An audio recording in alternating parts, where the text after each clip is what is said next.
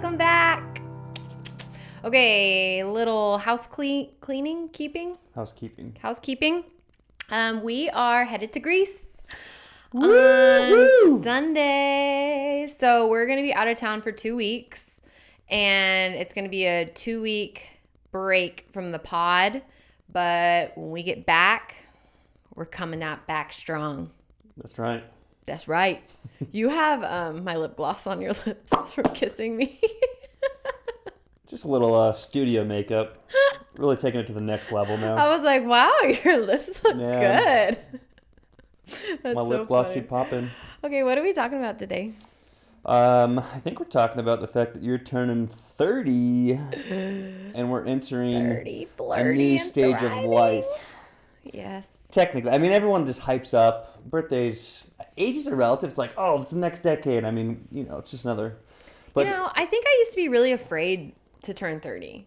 There's like so much doom in the trying to conceive world with 30 too, especially if you're not going to preserve your eggs. Well, yeah, because in this world, 35 is where you get technically a medical or not a designation, not a diagnosis, a designation as geriatric. Yeah, which is crazy. Yeah. That's crazy. But I mean, there's stories all the time of people conceiving way after, so it's not. Yeah. It's just they're saying, hey, we're getting towards the end. So I think that fact. I mean, you can talk about it, which you will, I'm sure. But yeah. I don't know if you want me to bring it up, but I mean, that's why I feel like in this space, people do get a little bit worried as they get into the 30s. For sure, age is just like a scary thing when you're trying to conceive, and especially, I shouldn't say especially, but for us too, wanting multiple kids, it's like I thought we would have at least 2 kids by now, maybe on trying for our third. I don't know, but here we are, and it's like we don't have one yet. I'm turning 30, so I'm a, what is it called? Cougar. I'm a cougar. Oh, okay. Yeah. Something about me is I get every phrase wrong. Yeah. Name every phrase. I get them all wrong. But you are a full 9 months older than me. Yeah. So you'll be 30. I'll be 29. Ugh. And Stephen loves to joke around how he's going to be so much younger than me. Mm-hmm. But, and for men too, doesn't even matter. Like, you can pop out baby. Who was that actor that just popped out a baby at like 65? 65, yeah, you're being generous. It was Robert De Niro, and he was 70 or 80 or something. It was crazy. That's insane. Men. Yeah, but I mean, that's just on the infertility side, sure. Like, that stuff stays forever for a much longer time. But, I mean, 30 is still a big year, I feel like, for... Yeah, guys, it is a big year. Your testosterone's already starting to go down the other way. A lot of things start to.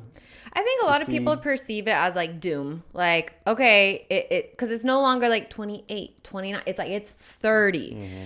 But I feel like I've kind of just like rewired my brain recently. I don't know. Like, I think this last year, because when I turned 29, I was terrified to turn 30. I was like, I don't want to be 30. Like, and also every birthday is just, it's so hard for me knowing that we're still not pregnant or don't have any children. Yeah. I think like when we lived back in Virginia, the first year of us trying in 2020, that my first birthday, I thought we were supposed to be pregnant, right? We miscarried in July. So I thought we would be pregnant then. And so like that was going to be such an exciting birthday. I guess that's when I was turning 27. Sounds right. Yeah. So I was like, oh my gosh, this is so exciting. And then it was just, the birthday is just another reminder that you're not pregnant. Just like the holidays. It's another reminder that you're not pregnant. You don't have a baby. Like, you're not there yet. Another year has passed, and it just kind of sucks. And I think this last year I've just found, these last 3 years, right? I found so much empowerment of controlling what I can control and, helping my body as best I can. There's no guarantees, and whatever you do, whether it's IVF, IUI, herbs, all the treatments you can possibly do, there's no guarantees out there to get pregnant. But it's like, well, you might as well try and do the best you can. And I feel like I have done that, and I have a lot of strength from that and empowerment from that. And I'm like, okay, we're going into 30, like in some of the best health I've literally ever been in. Mm-hmm. I know so much more about my body and myself. Right. And I don't know. I just feel like our 30s are going to be the best years yet. I've always, on the flip side of this, I don't know if this is most guys or not, I've been looking forward, I feel like, to my 30s. I mean, you become more established. Like there's a great period of time, I'd say, from like 18 to like 23 where it's a ton of fun, right? You're coming out of college, you're going to experience things. But then there's kind of a shift where it's like, okay, you're no longer really a college kid. Now you really are more of an adult, right? You're like 25, 26. You're trying to find yourself out in a career and things of that nature. So, I mean, this isn't necessarily on the fertility path because I did want to have, like you said, multiple kids, but other things looking forward to, just being a little bit more established, having a little bit more, whatever it is, travel money or things of that nature. So yeah, I've always looked forward to my 30s, but it's... Yeah, I don't know. I guess I haven't really, just because of our fertility stuff. But I was just talking with one of my friends who's like, I'm like the first one out of my friend group that I went to college and high school with to turn 30. I'm like one of the oldest in my class. And I was talking to someone who's like right behind me, one of my friends, and she was like, I think 30s are just going to be our best year yet. Like, I feel like we now know who we are. You have like the best people in your life because you've like, kind of filtered out some friendships that you're like, maybe that isn't the best friendship for me or whatever. And like, you have like your core people. I know for us, like, family is so important. So, spending more time with family. And I just really do, like, in our 30s, we're going to become parents. Yeah. And that's, like, really exciting to think about. Yeah. I mean, I've been looking forward to it for a long time. So, I mean, that's, I put it in perspective. I was like, oh, I wanted kids, right away, whatever. But I don't think I was, like, my mom hadn't had me yet. I believe she had me at 31. It could, but like right around this time. So, if I put it in that perspective, then my younger sister was even, after that. I think my older sister, she had like 29. But, yeah, there's still a lot of time, to get there, both naturally, biologically, and like through adoption and stuff. And I talked about this last time. My mom had 2 adopted siblings, and then she came along. So a lot of hope from that. But questions for you, since you're going 30. Yeah. Are you ready for these? I guess. I didn't prep her or anything. Yeah, I didn't know we were doing this. I just came up with a few just because, it's a good opportunity to reflect and think about the future. I turned 30 September 7th, by the way. So a week from tomorrow, when this podcast launches. A week from Thursday. A week from tomorrow. Which is crazy. We're going to be in September.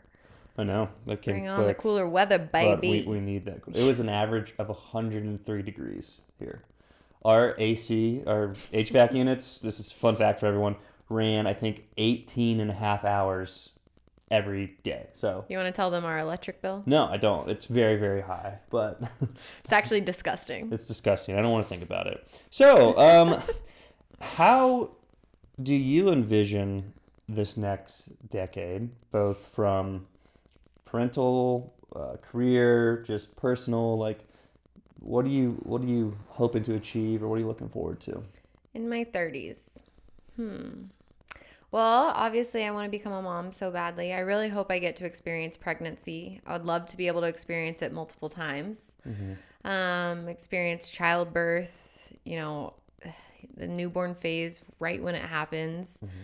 Also, like, on that same note, I am excited to experience the process of adoption and adopting a child. Like, I think no matter what happens in our 30s, we will also adopt. And, that's something that I think is so important to know. Like, adoption isn't a Band-Aid for infertility, and I feel like some people just assume like we're adopting because, it's not working out for us. And like, sure, that may be a piece of it, but like, we've wanted to adopt from the beginning. Like, that's something that I have always had a passion for since I was little. Like, I've wanted to adopt. And you have. Yeah. I wanted to foster, which is, similar. Yeah. But I've kind of transitioned into, seeing the beauty in adoption too. Right. And I think it's something that God has just like opened our hearts wide open to now that, it's something that we want to do. And I understand. And I think it's silly. I don't know why I'm going on this tangent, but I think it's silly when people say like infertility or adoption is not the cure for infertility. I don't think anyone who adopts thinks that either. Like none What of does us. that mean? Like it's not just going to like cure everything for you, or it shouldn't be your only answer, which also is wild because when you say you're going through infertility, 1,000 people tell you to adopt. And then you say you adopt and 1,000 people are like, you're only adopting because you can't get pregnant. There's so much trauma with adoption, all that. And like, we understand.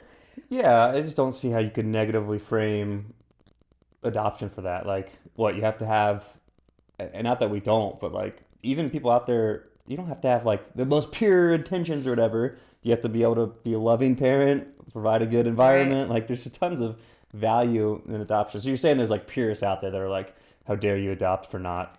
Yeah, there are people that I think have just had like, maybe they've experienced it themselves or whatever, and they think that adoption actually is a horrible thing for people to do that are going through infertility. Why? I don't really get it. Trust me, I wish I could talk to those I'm people not too. really on the interwebs as much. I'd be interested in having a discussion with someone who has these thoughts, like just like a civil conversation. Because I'm always like interested in learning too. Like I'd like to know. I think it's super interesting. We learn through our experiences and each other's experiences. So yeah, I'd be interested to hear too. I know that there is like just so much trauma that adoptees go through. Yeah. Like even at a very, very young age. There's someone I follow who adopted, I think the kid was like 3 and now he's 6, and like they're seeing so much trauma like come out because his body has just held on to it. Like he may not remember it all, but his body's held on to it.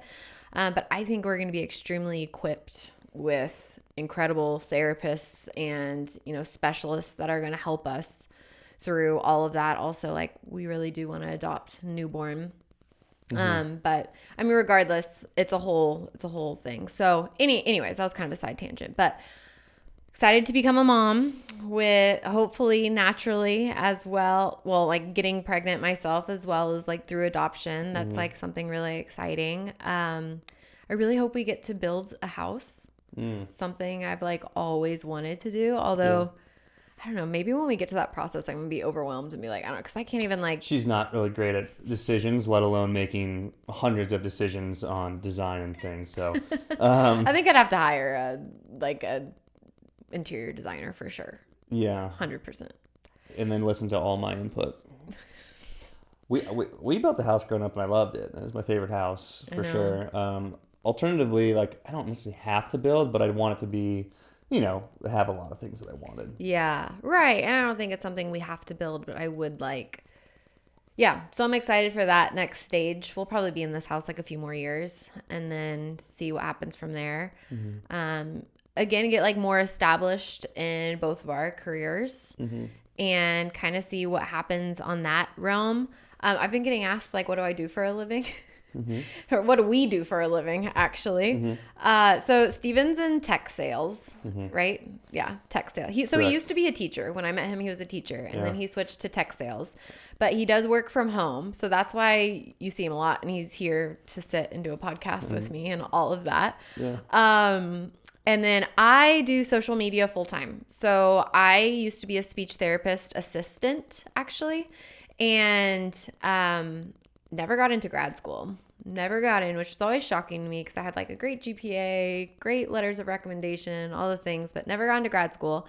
And I used to be like, God, why? Why are you doing this to me? Like, it was like embarrassing that I wasn't getting in. I felt so much shame. And now I'm like, oh, because you had so much better in store for me. So I kind of like always try and remember. And I think about that with like ex-boyfriends too. You know, it's like, oh, he had... They taught me so much, right? But like God had so much more in store for me with you and our relationship and everything. Yeah, I mean, speech therapist isn't necessarily like staying in place, but you've always hated the corporate structure. I mean, you just love being able to do. I don't like working for someone else. But it's not that she works 100% way more. Like she works almost nonstop. You know, there's no hours when it comes to this, so it's not that you didn't like working. It's just like you didn't like. I actually really love working. I enjoy working. Like, I don't think I ever see myself, and people are probably not going to like this, but like, I don't ever see myself as a full-time stay-at-home mom. I mean, I think my career gives me so much flexibility that I can really leverage that. But yeah, I don't I have so much passion in what I do, and yeah, I don't think I would want to be full-time stay-at-home even after going through infertility. Like, I obviously want to spend a ton of time with my kids. I'm going to be able to spend a lot more time with them than I would as a speech therapist or whatever corporate job I would have. But yeah, so get more established in my career, hopefully grow a lot more and be able to reach more women. It's going to be super interesting to see, once we go down the adoption path or I get pregnant, like how content kind of changes and, the different people you attract that way. Infertility doesn't just go away, whether you're going through adoption or you get pregnant. It's always going to be there, especially with us wanting more than one child and more than 2, more than 3 children. So, yeah, I'm really excited for that. Excited for like those next steps with like management companies to work with. And I don't know, it's kind of been on my mind lately. Like, I might want to write a book. Although I hate writing. So could you be like my scribe? No, but you definitely can hire someone to do that. For sure. When I was in like 2nd grade, I went to this school called the Covenant School. And during finals, they would have scribes for us. Like, we would have like essays to write, like in 2nd grade, and the parents would volunteer and be the scribe. So you would tell them what to write and they would write it down. Why couldn't you just do it? I don't know. Aren't you supposed to be teaching kids how to do those things? Like, isn't that the whole point? Maybe it was younger, but I swear it was like 2nd, 3rd grade. Maybe it was like a timely thing so you could get it, like they could do it faster. I don't really know. I guess, but then you're not learning. I have like such vivid memories of this one mom. Like, I would love to know what I said. What did I say? Like, that'd be so funny to be that parent volunteering and being that scribe. I mean, I remember I did the same thing. Oh, yeah, that would be funny to hear little kids say. I mean, I used to be a teacher, so like I've heard little kids say like crazy wild things. So they're usually come up with wild stuff. But I found one of my little booklets like that before, and it was just, I can't remember what it was off the top of my head, but I know it was complete nonsense and very funny. Yeah. That's so cute. So yeah, I may want to write a book. I hope our podcast is able to reach a lot more people. I'd love to that. I've also always really wanted to like talk on stage to help women, be a speaker in some sorts. I don't really know what that looks like. I used to have a lot of passion because for those of y'all that don't know, I used to be a coach with Beachbody. So multi-level marketing, network marketing, whatever you want to call it, it's all the same thing. And I was like gung-ho. I mean, I was gung-ho for 3.5 years, right? Like, did really well, had a very successful business and team. I saw a comment the other day that cracked me up. I was like, what does she do for a living? And she was like, is she one of those MLMers? And she was like, and someone else commented back and was like, well, I think she used to be, but let's be real. With MLMs, you spend more money than you make. I would say a large portion of people do. Oh, yeah. I always had a very firm line in the sand that we were not going into the red. You could chase it and it could be your passion, your dream, but like you have to be making money, even if it's a little bit. Like, I was fine to support us because I've always, back to her original comment, I've always been not like demanding, but like ideal, or I've wanted to have you as a stay-at-home mom. So anyways, I was fine with you chasing that dream, but I was like, we're not going to be spending more than we're making. Yeah, and I mean, it was very successful. I was able to quit my full-time job as a speech therapist. It brought a lot of success, and then I kind of just fell out of love with some parts of it. And, social media started really growing, especially on IG, and was able to find a lot of passion there and make really good income there. And here we are. So I really want to grow that side of things and kind of explore this new avenue, because I felt like when I was like really big into the Beachbody world, it was like, I want to be like a top 10 coach. Yeah. I want to be like a keynote speaker. I want to do all these things. And it's like, yeah, I'm not really passionate about those things and don't align with it all, as strongly as I once did. So want to explore what's next there. But yeah, I feel like those are like my main goals. So possibly write a book, get more established, keep building your social media presence, build a house, or find like the family dream home. Yeah, like the forever home, I would think. Okay. We're going to be in Dallas? Yeah. It is hot here. I know we're It's going to have to starting to figure out the wear summer. on me. Well, I would also love to own a second home. I don't know what that would look like, but I mean, I personally am a beach person. I love the beach, but I feel like you would want to escape to like cooler weather. Yeah, going from Texas to a beach is like, don't get me wrong, it's different, so it's nice, but no, I'd want something, a lake. I'd want like Yeah, a lake, we'll see. a little more We'll see temperate. about that. It's tough doing 3 months of just I 100 know, degrees it's hot. It's so hot. every day. I mean, you can't go outside besides in the morning. I mean, you can, obviously, but like I love to golf, and it's like it sucks to golf in the afternoon if it's like 102 degrees. So you get mornings. If you don't have a pool, like there's just nothing to do but be inside. So, I know, and especially with kids, like, oh. So we'll see. Yeah. But yeah, I'm excited to become parents in this next decade. I'm excited to see like how that grows our relationship and just what that does to our hearts, and gosh, so many aspects of that. Excited to grow my business, grow in my faith. That's a big one. I'd like to start really doing a lot more like charity work and giving back and just like giving my time somewhere. It's something I know you and I have really wanted to start doing. And, you know, we've done some stuff here and there, but yeah, I would really like to get into. It's not a good excuse necessarily, and like there's still plenty we can do. So, you know, I've looked into it and reached out to a few places to start, and I know there's like little bounds, but I am excited for the next stage where, you know, with kids in school and stuff, like being part of a community, being part of whatever. Like I want to move into, you know, hopefully maybe a neighborhood, unless I get my big farm dream of having like a nice, you know, a lot of acreage. But if not, then at least having a, you know, good community, being involved with that. I'm not like a PTA parent style, but just like sports, the church, like just getting to do all those things. Yeah, I could totally see you being a coach. Yeah, I've already been. I know, yeah, I know. Just with my own kids. Well, that was a very long-winded answer. Yeah. What's the next question? I don't know. They're all pretty much around that. I mean, the next one you've kind of hinted at.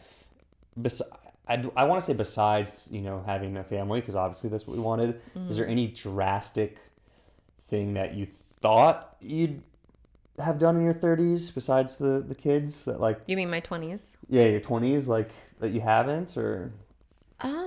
You know, I did not see my life going the way it's gone in so many aspects. Right. Like fertility for sure, but also like my career. I like in college, influencers weren't a thing, you know? Like I never saw myself as becoming like an influencer, growing on social media and this being my life. So that's really evolved these last like 5 years, almost 5. It'll be 5 years actually, the end of September. That's crazy. But yeah, these last 5 years it's evolved, and I feel like I'm just now opening up to the like world of like what's possible, and it's crazy. It is crazy what is possible in the world of being an influencer and growing there, like the possibilities. So that's a hard question to answer because I didn't think this is how my life would be. Yeah, I figured. So, I mean, the main one is obviously kids. I thought I would have a family. I thought I would have a really incredible wedding. That's a bummer. Yeah. That's a bummer. Well, that's a good one then. I mean, in our 30s, maybe we get to do... Oh, yeah, that is another one. I want to do a vow renewal with an actual, like, big wedding. I thought we were leaning big wedding or like a celebration party. Like yeah, you're same. But like, I want to do a vow renewal. I know, but big wedding, you're talking about like 150 people, like full shebang. For sure. Oh wow. Yeah. I gotta start saving. But I'm thinking probably like year 10. I don't know. Yeah. I mean, it's got to be on some sort of. Yeah. We're not gonna get 5, so it's got to be on some sort of. And also, like, I want to be able to have kids before that. So. Kids before. But kids at weddings? I don't know if this is controversial. Actually, it is controversial. I know this is a hot topic, but kids at wedding. I don't know. I'm not. Hot topic. I'm not really a big kids at wedding guy. I'm not really either. Like, I don't want to listen to kids crying. Yeah, At the actual ceremony and things of that nature, yeah, family, all that. At the reception, Yeah, because also, like, I hate this too when we're with my friends and, like, or your friends or whatever, and, like, we're having fun and, like, there's the mom there and, like, their kids there. It's like they can't fully have fun. You know, they can't fully, like, disconnect. Like, obviously, they are a parent and their child is there and they're keeping their child alive. But Yeah, like I feel like at weddings too, you know, we've been to weddings where there are kids and like, you know, I'll see my cousins or whatever and they're like, oh, we have to leave early or, oh, like, you know, I'm only going to have one drink or whatever it is, you know? Yeah, I'm more talking about like really young kids too. Like, Yeah. I don't know. Also, it's just weddings are so stupid expensive. I'm not a big fan of the wedding industry. I think it's all inflated. Well, that's what's going to be cool. It's like we're not really doing it through the wedding industry.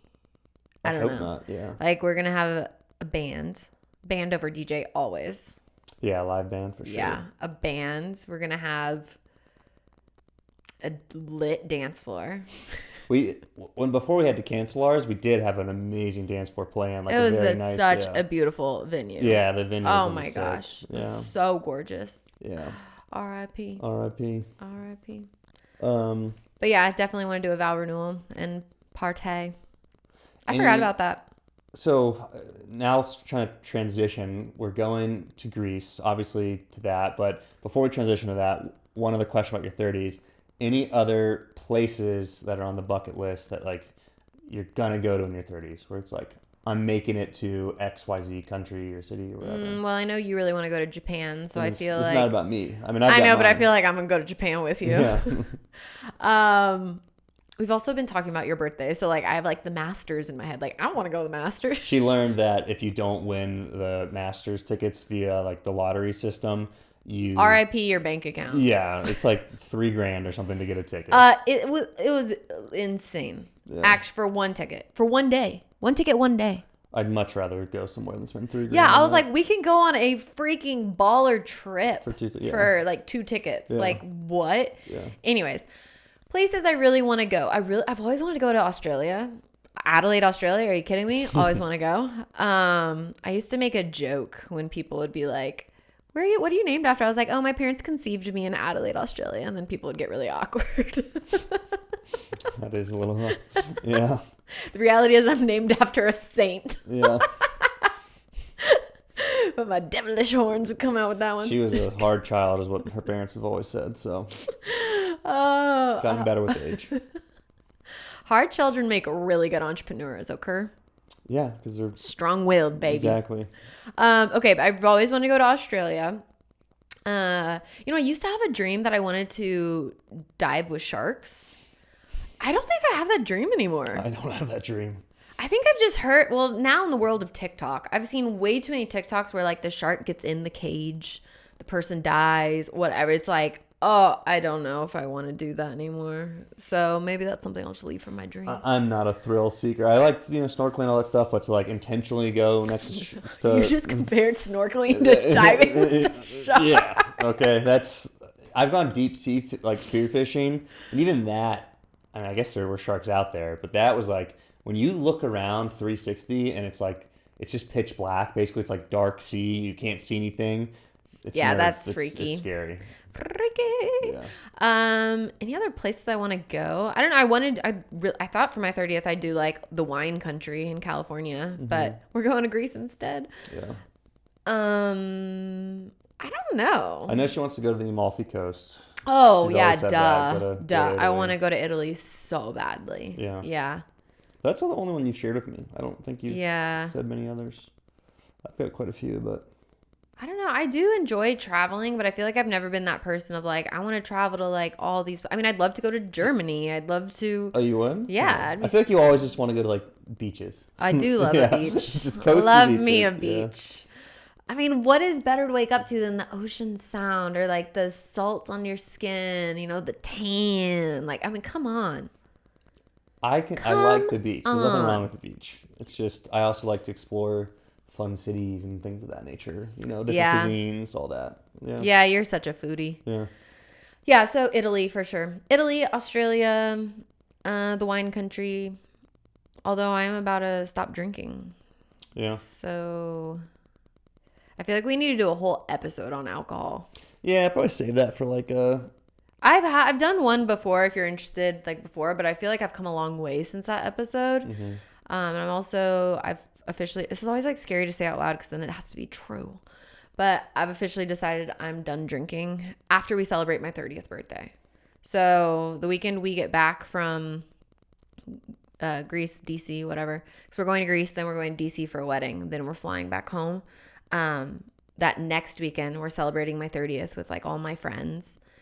And then that next Monday, well, that Sunday probably, I'm going to go sober for the rest of the year. Till the rest of the year.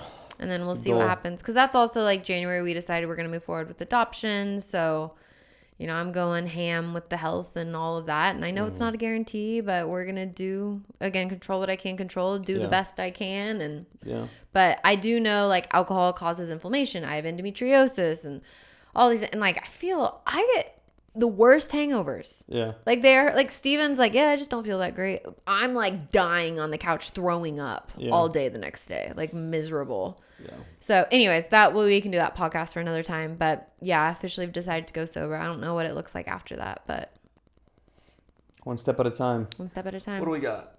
Okay. Last question or last topic, and then we can call it. Greece, what are you looking forward to? Oh, I'm so excited. So we're going to Greece and we're there for what, like 13 days, a little bit less than that, 12 days, something like that. And we're going with the company Fertilisis. So this is a company I've worked with. Actually, it's kind of crazy. This time last year, I didn't even know who Fertilisis was. Right. Like didn't even know them.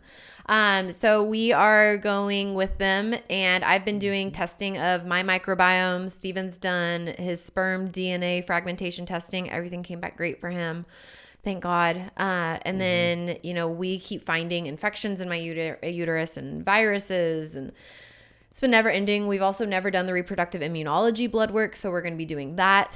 So we're going to Greece, getting some testing done for reproductive immunology. I'm getting a HSG, and then I'm also getting antibiotic washes done. And we just got our schedule, and I have like 4 antibiotic washes. I'm doing 2 a days, baby. 2 a days. I'm a little bit nervous for them because I asked, like, are they painful? And I feel like every time I've ever asked a doctor if something's painful, they're like, no, it's fine. Yeah, and then meanwhile, I'm like, crying.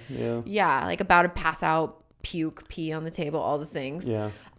So I'm excited to report back how all that goes. And then we're going to just make a trip out of it. And on my 30th, so on that Thursday, the 7th, we're headed to Santorini for like 6 days, 5 days. 5 nights, 6 days, something like that. So we'll fly in for your 30th that night, go to a dinner, and we'll be on the beach for 3 days, and then we'll head over to my happy place, the cliffs on the west side. And I'll never get this right. Oia.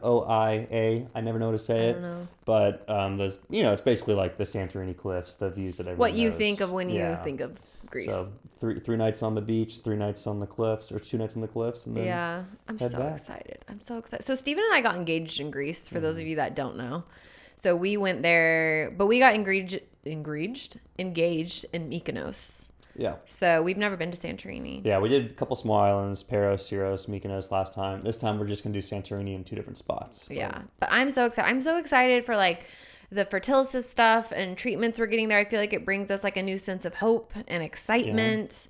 I'm excited to get back from that trip and start trying again. I feel like we've been on this like break and just like doom and frustration and all of that. So I'm just excited. I'm excited for what's to come. This trip is bringing me a lot of hope. It's also going to be so beautiful and relaxing and incredible, and just be able to, connect with you on a deeper level there. And the memes of when we got engaged. It's like now, who would have thought Greece would be like our special place? I know. I never really thought that. We're gonna have to but keep going back. I know. One day we'll bring our babies. Yeah. Maybe not when they're babies, but no.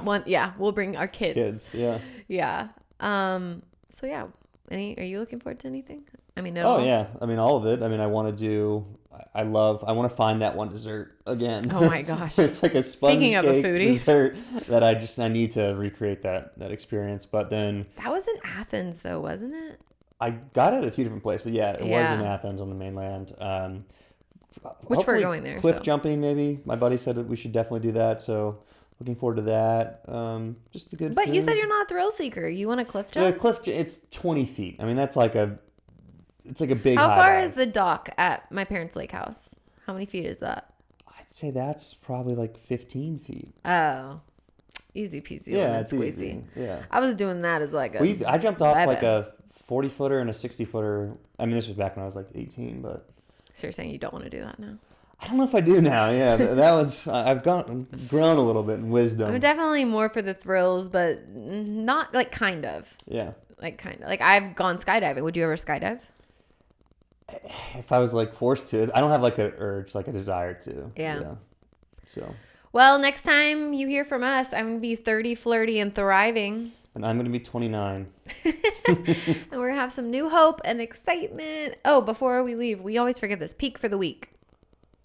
The peak for the week? Do you have yours while I think? My peak for the week. So it means something that like has already happened? Sure. I don't. Yeah, I'm like, because I'm like really excited to go to Greece. Yeah. So like that's my peak currently, like that excitement. My peak for the week. You got to try Chick-fil-A's pimento sandwich. That was not my peak for the week. No, but it was good. Yeah. Did yours have jalapenos on it? I don't think so. Everyone was saying it had jalapenos. Well, mine wasn't spicy. That's a bummer. I didn't try because gluten-free girly over here, unfortunately. Chick-fil-A's gluten-free bun is disgusting. Do you have one? No. Really? I'm so excited for the Greece trip. Yeah, I think that's me too. Like I'm just so excited. It's also crazy to think I'm turning 30 in a week. Yeah. I know it's just a number, but I feel good about it. I'm excited. The peak is the excitement for Greece. Yeah. Okay. Well, thanks for being here. We appreciate you, and we'll see you in 2 weeks. Bye. Bye.